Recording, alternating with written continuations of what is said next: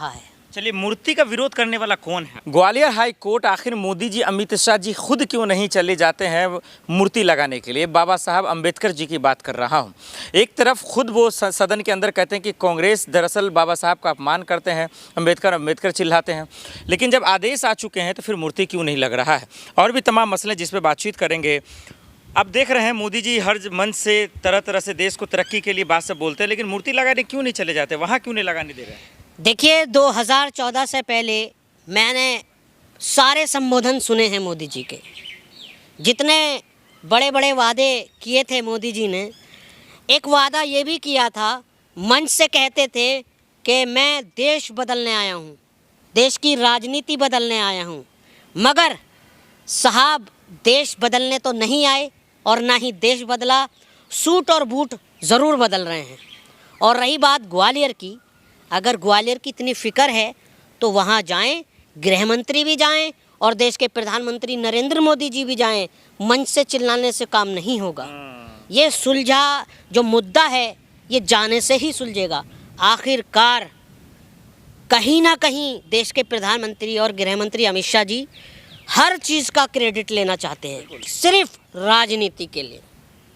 अब देखा आपने जो हमारे पहलगाम में जो बेगुनाह लोग शहीद हुए हैं, जिनका भाई, जिनका बेटा, जिनके पति इस दुनिया से चले गए, वहाँ पर लोग शहीद हुए और हमारे देश के प्रधानमंत्री नरेंद्र मोदी जी बिहार में चुनाव प्रचार कर रहे थे, अटखेलियाँ कर रहे थे, हंस रहे थे।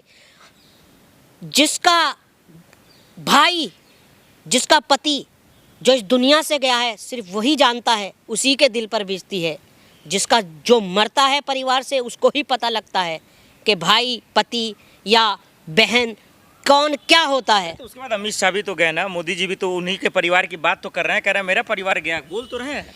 मुझे एक बात बताइए, 3 दिन पहले देश के प्रधानमंत्री जी मंच से कहते हैं कि कुछ बड़ा होने वाला है। अरे आप लोग हर चीज पे सवाल उठाते हैं। सुनिए मेरी बात। गृह मंत्री अमित शाह जी भी जाते हैं वहाँ गए ना, वहाँ जाते हैं कि सब कुछ ठीक है, फिर इतना बड़ा हादसा क्यों हुआ? आतंकवादी बोल के थोड़ी आएगा। अरे भैया मेरी बात सुनिए, बिहार में राहुल गांधी जी को रोक लिया जाता है और एलओसी से 450 किलोमीटर पहलगाम है, इनसे आतंकवादी नहीं रोके जाते हैं कि राहुल से बेकार है मोदी जी। मेरी बात सुनिए, मैं सवाल नहीं उठा रहा, सवाल बनता है आखिरकार देश के जवानों का। तो कर रहे हैं, पाकिस्तान को बर्बाद किया कि नहीं, निस्तनाबूद किया ना। देश की जानों का सवाल है।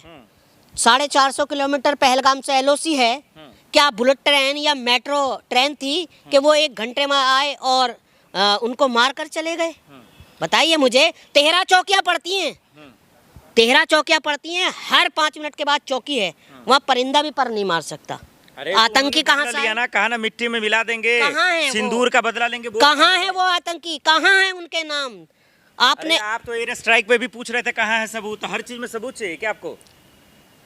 पहलगाम चाहे पुलवामा हो, जैसे पुलवामा एक कहानी बन के रह गया, वैसे ही पहलगाम भी एक कहानी बन के रह जाएगा। आखिरकार जो मांगे सूनी हुई हैं, जिनका सिंदूर उजड़ गया, वो 4 लोग कब मिट्टी में मिलाए जाएंगे? है सवाल। मोदी जी रगों में सिंदूर बह तो रहा है। हमारे देश के प्रधानमंत्री जी बंगाल में कह रहे हैं कि मेरे रगों में लहू नहीं, सिंदूर बह रहा है। अरे देश के प्रधानमंत्री जी, आपकी रगों में ना लहू बह रहा है ना सिंदूर, आपकी रगों में बंगाल और बिहार का चुनाव प्रचार बह रहा है।